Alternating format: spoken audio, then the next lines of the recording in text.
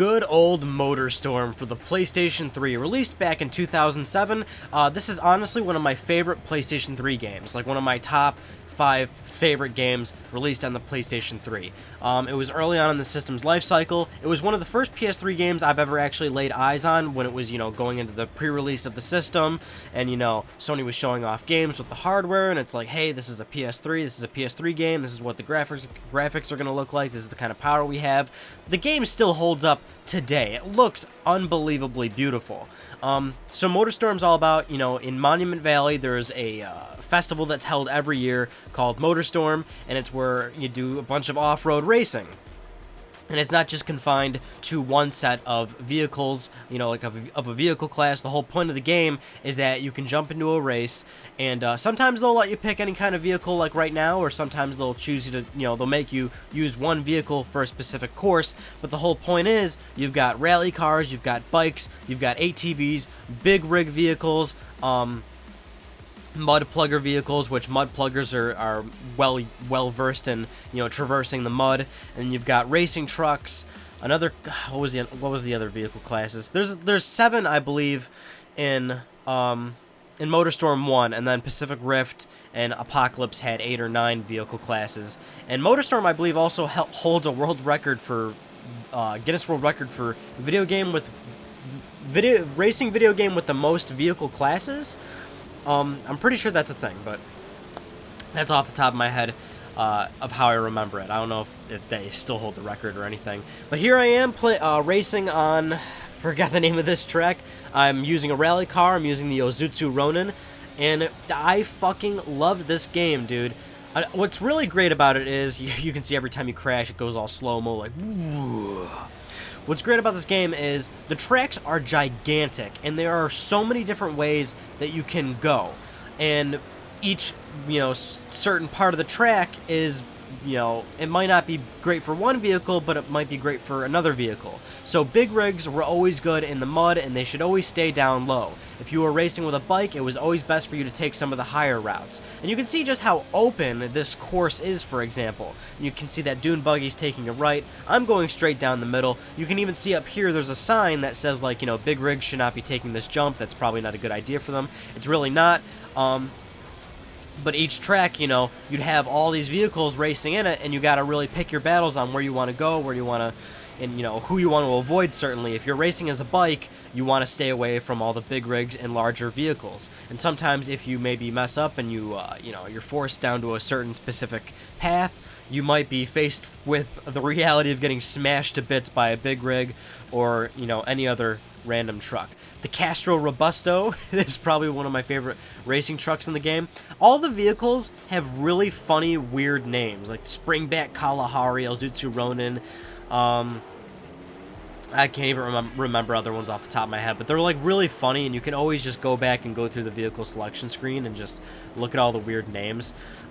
This specific track, Rain God Mesa, is one of the first. It's like the one track that Sony always showcased at events and stuff. You could play like demo PS3s at in Targets and Walmarts before the system even came out. And this was the first PS3 game I ever played in a store before the system actually came out, and I loved it. And this scene right here on Rain God Mesa, this beautiful vista of the rocks and shit, I loved this, and this was a perfect place to boost, and then boom, you're going right through all the competition, boosting your way to first, because that's what you want, man. You want to win first place. Now here's the thing, like, hard to control sometimes, you don't want to just keep overshooting it and everything. Now right here is a cool thing also about the game, is you could press start at any point, and you could, use the sticks and kind of look around your environment and just kind of play around with what's going on. I really appreciated that aspect of the game. Of course, one thing that you've been watching this whole time is that you could boost your vehicle. You get like a little boost meter, and if you overdo it, if you overshoot your boost, your engine's going to explode, and then boom, you are just all over the place. The game also supported 6-axis motion controls because this was early on in the system's life cycle, so Sony was telling third-party developers to use the 6-axis motion, and I mean, I didn't use it. I'm using it right here, but it was, it's not really, at least for me, it wasn't really practical, but apparently people actually used it and they were actually good at it. More power to them, man. I wasn't really all about that. Here I am in a dune buggy and this is on the Rock Hopper race, I think, the track. Like I said, I forgot some of the names. But boy, oh boy, this game was good. Now, the other thing about this game is it was difficult. Really, really, really fucking incredibly difficult. You know, you can get through the game, you know, just fine, maybe 70, 80% through, but then when you get to, like, some of the later tickets, like the level 3 and 4 tickets, the game gets painstakingly difficult. And the reason why is because, like, unfortunately, you know, there was, like, heavy rubber banding. Like, no matter how good your skill was, no matter how good your run was, you could never crash, and the computer would just fucking smoke you. And it was really, there was a lot. I beat the whole game, I beat all the tickets, but there really was a certain level of luck as to where the computer was rubber banding near you and how it just kind of worked out once you were at the final lap. In fact, the first how many laps of a course usually never mattered up until the very last lap, and that's where you hopefully would get lucky to where the rubber banding was, maybe they were behind you in that instance. But not just that, the computer was very aggressive. Right here, you're going to see, I'm playing a later ticket, and they'll do that shit to you all the time, dude. The computer will slam you into the walls, knock you over, bikes will come up and punch you right off.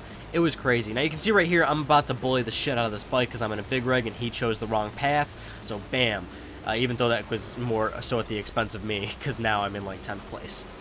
But I did like doing the big rigs because you were basically a big bully and all the smaller cars had to look out for you. And I blew my engine right there. And you can, again, pause it, look around, get a look at everything. Here I am on a bike. I'm trying to punch somebody because you could do that, and that was, you know, definitely one of the most satisfying things you could ever do in a video game. But then I smashed, and my body's flailing all over the place. And I think I got some footage up here where, yeah, I'm going to hit somebody and it feels good. Not really easy. It was kind of hard to use. Game also had online, but servers are off. Also had time trials.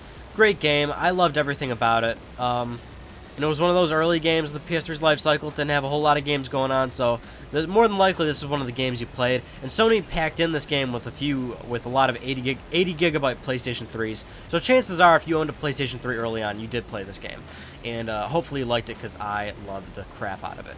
Hope you all enjoyed this video of remembering. Hope you looked back on Motorstorm, enjoyed it. I'll see you all in my next video. Take care, everyone.